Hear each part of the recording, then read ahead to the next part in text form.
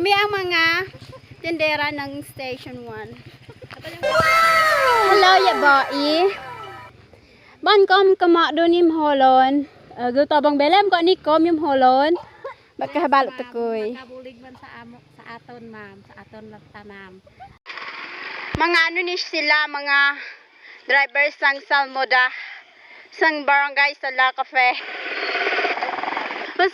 Nagapasalamat kami sa tourism office kay sila ang nagpasaka sa mga turista diri sa Lake Holland.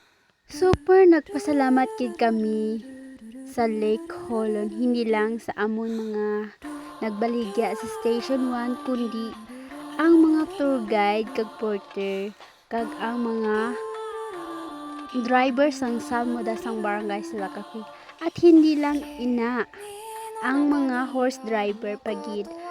Ang holon ay makabuligis sa amon mga pamilya sa mga financial, sa mga sideline.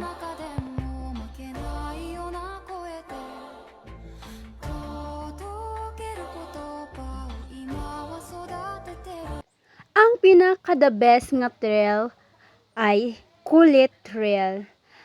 Kanay siya kaayo. Ang crown jewel of the South.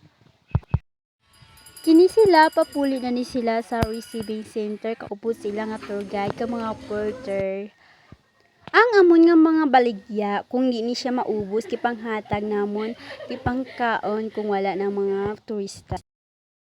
Ara ang kuya tour guide balaan ko ni nga gutom na gid ni siya kaayo kag kapoy pero gamaritis gyapon. Kuya, pahuway anay bago ka magmarites. So, ginawa ka niya kay ang iya nga mga guests ara dito sa Station 3 wala sang kabayo. Gusto nila tani magsakay sang kabayo pero wala sang kabayo.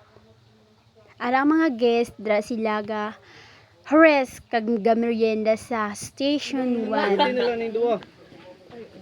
Grabe si Sir dalawa gid. Ari ang mga souvenir namon diri sa Sitio Nabol. Cup made of kawayan. Ang mga saging ay natural. Mga coffee native. Porter pasaka sa polon kag amon nga manager nga si Liza Carama. So guys, makabuligid ang Lake Holon sa amon nga mga community.